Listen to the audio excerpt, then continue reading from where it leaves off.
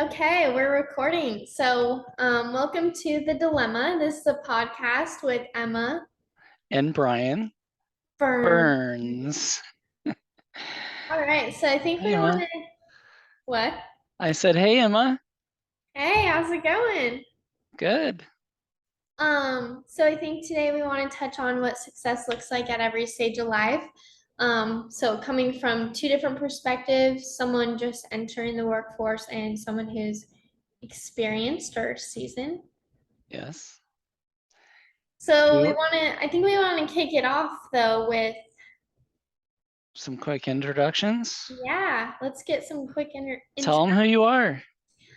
So my name's Emma Burns, and I'm a senior attending the University of Arizona. I'm going to be graduating this December, and I'm majoring in business administration, currently working as an intern at Ceridian in a business development role.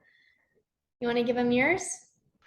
Yeah, I'm Emma's dad and father of three. Um, and I've got about 20 years of sales experience in different companies, a lot of that in the human capital management solutions. And I've got my master's degree in business administration. And I'm just looking forward to having a conversation with you. Like father, like daughter, right? That's right. I forgot to say, Ceridian's an HCM company, so we sell timekeeping, payroll, and HR.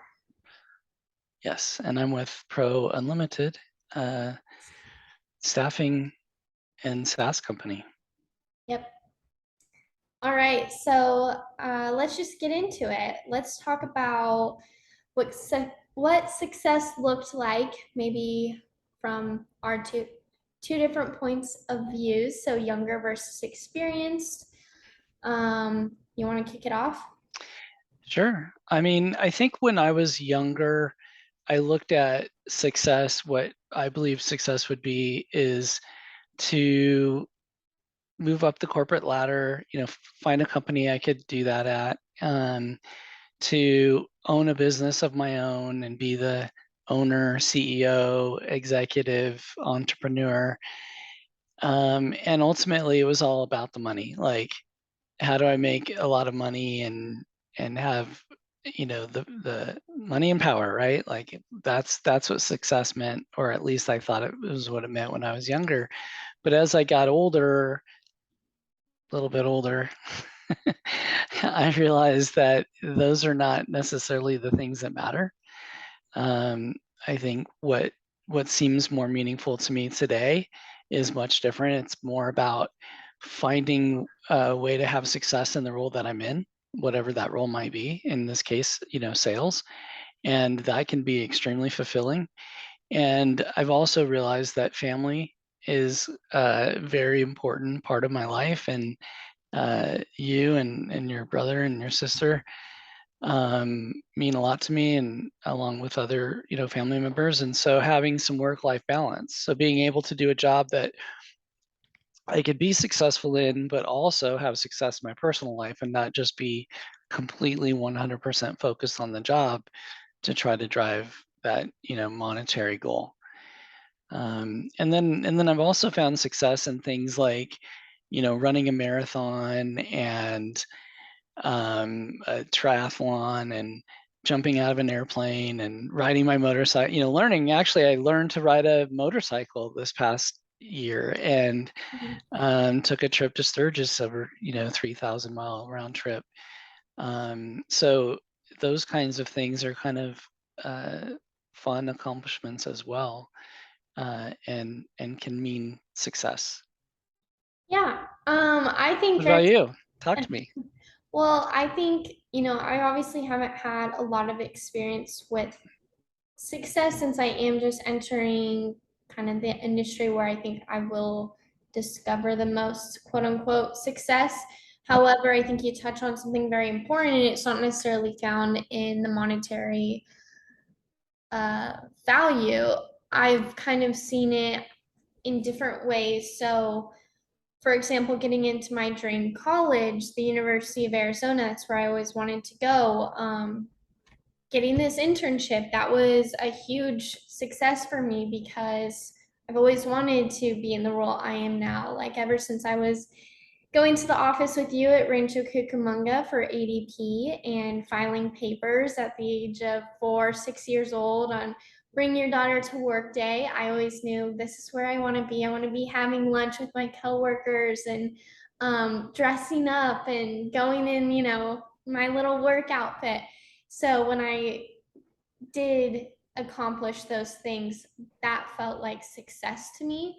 But as I'm getting older, kind of accomplishing the things I've always wanted to accomplish, such as I'm going to be graduating college soon. I'm finally, starting the career I've always wanted. My mindset has already started to shift in noticing that it's not exactly how much you make or what title you're given. It's kind of who's along your side while you're reaching those accomplishments and who's supporting you. That means more to me than the goals I'm necessarily reaching. So, I like it. Yeah, I think when we talk about those moments in life that I felt most successful, there was a time when, well, in the early years of marriage, I mowed our lawn. I did the yard work, and I'm highly allergic to everything outside, the grasses and the weeds and the trees, and not just a little bit allergic, but like off the scale allergic. So I'm getting, I get allergy shots and all that stuff. But I had made a promise to myself that at some I would set a goal, a career goal for myself, and once I reached that goal, I would hire a gardener to do the lawn, and that would be something that I'd reward myself with. And when I finally reached that moment, that felt like success to me, even though it wasn't like my ultimate, you know, career goal. It was a stepping stone, a milestone, a huge milestone for me. And it felt like success that I could have somebody else mow my lawn finally. And that was exciting for me. And then like I mentioned, the MBA, getting my master's degree was a big accomplishment that felt felt like a successful moment. And having children and making them a part of my life, getting to coach your soccer team and your um, siblings teams as well. And so I think those kinds of things were moments in my life that I found success. yeah, I think you hit on some big points, and I can relate in just the sense that when I always used to create Pinterest boards of like my dream house and what it would look like and like my dream life. And it was these massive mansions with like big, huge water slides and pools and 10 rooms and, this and that. And last year I went to go stay in Arkansas with my boyfriend Logan. And we stayed in this like 500 square foot home. It just had one bedroom, one bathroom. It was cozy. It was fresh. And we're in a place like Arkansas, middle of nowhere. And after we left that trip, I Did remember you do some dirt bike riding and fishing yeah, and just some four fun stuff like wheeling, that? just Yeah, like some fun stuff. And of yeah, course, on outdoorsy. vacation, so vacations are always nice. But I remember leaving that trip and I looked at him and I was like, I could see myself living in a place like this. And it was so small, but it wasn't necessarily the amount of rooms we had. It was just like the person I was with when I was on that trip. And Yes. that kind of goes back to the point of like success isn't necessarily material, but it's just the connections you make along the way and like who who's supporting you, who are you with? Because we don't leave this earth with money, we leave it with the connections and who's going to be this kind of dark, but like who's going to be at your funeral, like who's Yeah, going to leave you. Like you recently experienced those nice comments on LinkedIn when you switch jobs. It's people supporting you along the way. for sure. Yeah, 100%. Those people in your life, I think, that matter to you, Yeah. and getting to experience those successes with them is more important than the money aspect of it. Definitely. But I also think that, when you sometimes that can, in at least a work setting, it's hard to differentiate making those connections versus viewing people as almost like competition. And it's very easy to get confused, like, oh, I don't want to step on people's toes, but I'm also trying to be successful in a role, Right, right? right. So, do you want to touch on that a little bit? I think Yeah, you have more yeah. So, experience with that. so I think competition is good. It drives success, right? When you're competing against others, you're going to try to do more and strive for more. But I think what is even more effective or can be more effective is if you set personal goals for yourself and compete against yourself and against those goals, beating your personal records and things like that. I think there's kind of two categories. One is if you're competing to like set more appointments than the next person, or make more dials, or get gain access into an account or profile or whatever those little the kind of like the miles the tasks that require success. Those are things that you can compete against other people on, but the results are the things that you can't always control.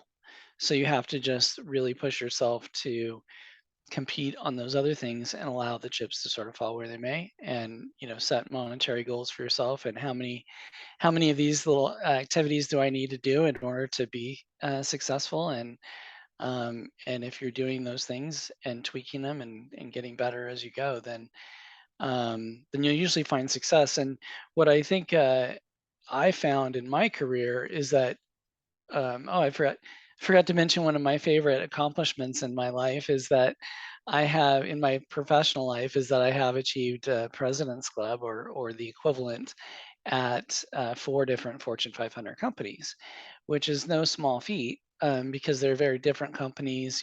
Technology company, wireless, HCM, and so forth. But the way that I feel that I accomplished that was that I would seek out those people that are really good at what they do and try to find um, their formula. But I didn't use their formula necessarily completely. I would modify it and make it my own and own it, Mhm. because I don't have their personality. I don't have their same brain and their same analytical mind or whatever that might be, but I can certainly model, some things that I learn from them and then own it and make it mine. And that I think is how you can find success, focusing on the things you can control. Yeah, I think I've definitely come across that just recently because in my last company, I was a property manager for a small family business and I was kind of running the place. It was just me, like other than maintenance, and I was doing very well because I was young and I was very ambitious and I just wanted to help the owner as much as I could. So I normally got a lot of praise for what I was doing, but moving into this role, you're with other interns who are also competing in a sense for a position with the company. And it's very hard to not feel like it's a constant competition and like you constantly need to be outdoing someone, quote unquote. Right. So I've definitely tried to switch my mindset to just think like, listen, no one is successful copying the same recipe or doing the same thing. And it's learning how to do things a little bit differently, find your own method to your madness in a sense. Like Yeah. sales is about finding your own way of doing business because there's no one way to do it. And you can measure your results against your competitors or fellow coworkers, Yeah. but I you think there's a fine line there, though, because so many times people, especially creative people, want to do it their way and do it different and this and true, that. And a lot of times you just have to find the formula that's been successful and own it. yeah, Find a way to tweak it and make it yours. You definitely don't have to necessarily reinvent everything. right. Just maybe tweak it to where you feel like it's yours now. and get comfortable with it and repeat I it. thought of the duck story. You used Yeah. to send prospects like ducks, and they each had their own. Not actual ducks, I don't but know, rubber duckies. rubber. Yes, Here, let's wait, I clarify. actually have one right There here. were no It there were no reminded me of ducks it. harmed in this. No animals harmed in this example. No, but it was very successful method because you tweaked. You can talk about it more, but basically you used rubber ducks and you made your own little slogans with each of them, and it was like a Yep. unique way of essentially like getting your foot in the door and introducing yourself and showing people like, hi, I'm Brian and this is a fun way to do it, right? Yeah, it intrigued them. It's like a simple message, like a police duck or a pirate duck, and are the message was something like, are your employees stealing from you? And then talk about how time theft, when someone punches in early, that's technically time theft, and we can help you resolve that problem. And then they became curious to see what, like, I did 5 different ducks, and they would come every couple of days. So they would get intrigued, like, what's coming next? And Right. it would always finish with a horse duck, and I would say, well, let's see if I can help you get your duck. Yeah, stop horsing around and get your ducks in a row. Yeah. And believe it or not, there actually is a horse duck, rubber ducky. Yeah. But yeah, you're right, and that's not a new. It wasn't a new idea. It was one that I borrowed from someone, but I tweaked it and made it mine and owned it, and it Mhm. was fun for me. Everyone's saying the same thing, but you're just doing something different to say the same thing. So that's Yeah, kind of the way that you, yeah, for kind of sure. change things up, but in an original way. You kept the same slogans and everything. Yeah, Um, so I think just to finish it off, we kind of wanted to talk about how success is, what it means to us now, like the way we've changed the actual word of it. And I thought of something earlier today that I wanted to mention, just a quick story. But we used to watch a movie called The Game Plan with The Rock, and he had a daughter named Peyton in the movie. And it was great really movie. cute. I thought about it, how in the movie she goes, "What's the most? What did she say? What's the most important thing to you, or what means the In your most?" life. Yeah, and in the beginning he mentioned football and it was all about his career and being the best in the business in a sense, and later on in the movie he then goes, Peyton, you're the most important thing to me. And I just thought that was such a cool moment because it was the shift in his life. It was like something really important came into his life, and that it truly was the connection, or the love he Yeah. had for his daughter. And I thought that was such a testimony to kind of how you are. It's always been about your kids and about your family, and you've put that at the forefront of business. It's not just been about business. Well, I think that what we've talked about before is that I find that I can be more successful at work when things are well at home, Right. and I'm taking care of things at home, and I'm not, missing out on important events and things like that. And when I know I can be there for those things, then it makes me want to work that much harder at work and dedicate that time and be focused, frankly, on the task at hand rather than thinking, oh man, I should really be somewhere else right now. So it is nice. I will say the type of job that I've had for a while now is one that allows me that kind of flexibility and work life balance. And for me, that's another level of what I would consider success, is being able to get to that point where I can have that balance. In the beginning, you're just trying to put food on the table and um, do what you have to do. But as I've grown in my career, I've been able to have the kind of success that allows for that. Yeah, and I think I've also realized, because our slogan at work is make work life better, and you're more successful in your career when you're not thinking about it all the time, when you do have that balance, because it allows you to put your energy into not just completing the task, but doing it well. So I catch myself thinking off the clock, like, what can I do to be a better employee? Yeah. And even the other day, I saw this TikTok and it was about how this girl had sent out cookies with a little foot on it. And it was like, I'm not trying to, be annoying, but just want to get my foot in the door. Yeah.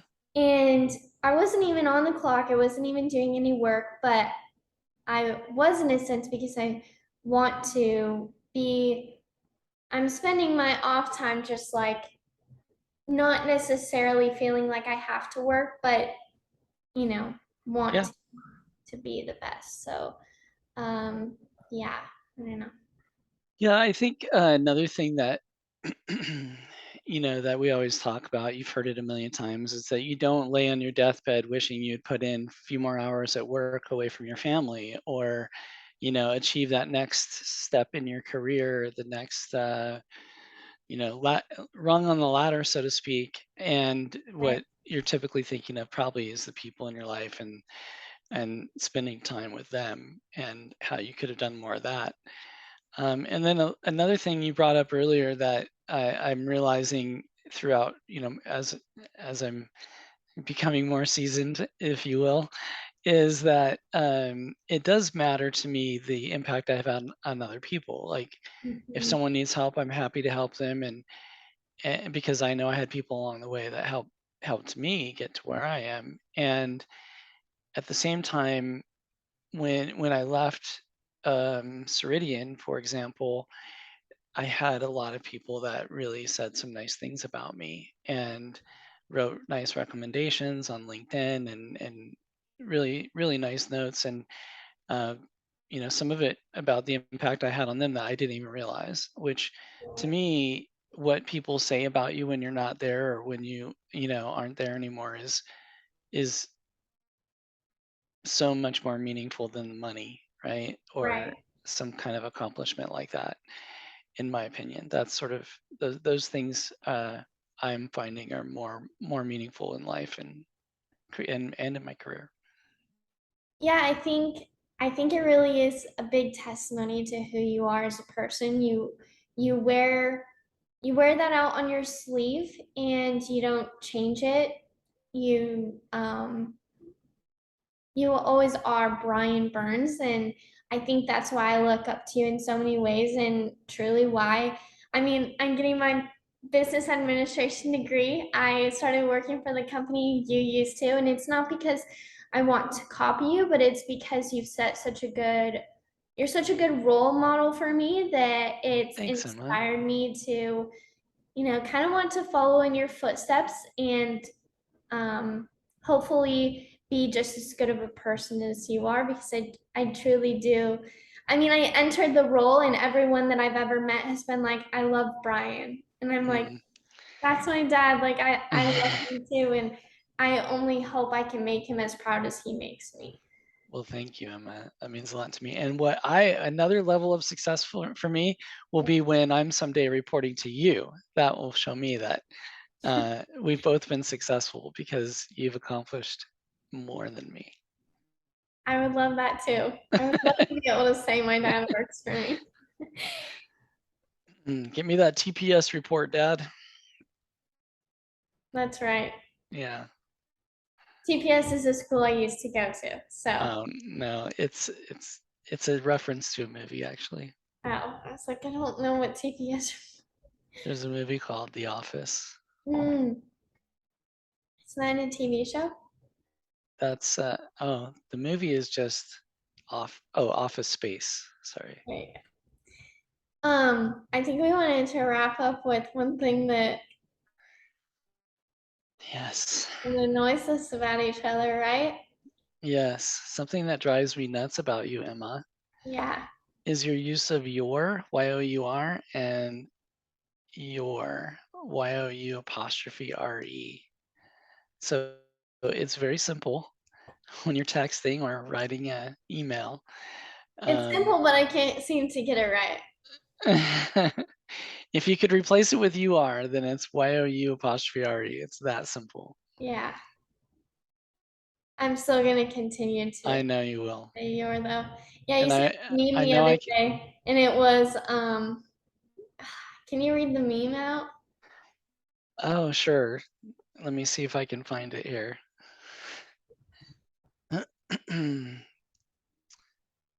Putting me on the spot. I know. I think I can get to it pretty quick. Pretty good though. I think it Maybe it's gonna be harder than I thought. I can tell you one thing that annoys me. Oh, I have it. I found it. It I- says, the devil whispered in my ear, quote, "You're, Y-O-U-R, not strong enough to withstand this storm," unquote. I whispered back, "You're, Y-O-U apostrophe R-E." Yeah, if you want to read my text after. Yeah, I can't get to that as easily. What? No, I said you're right after that. I said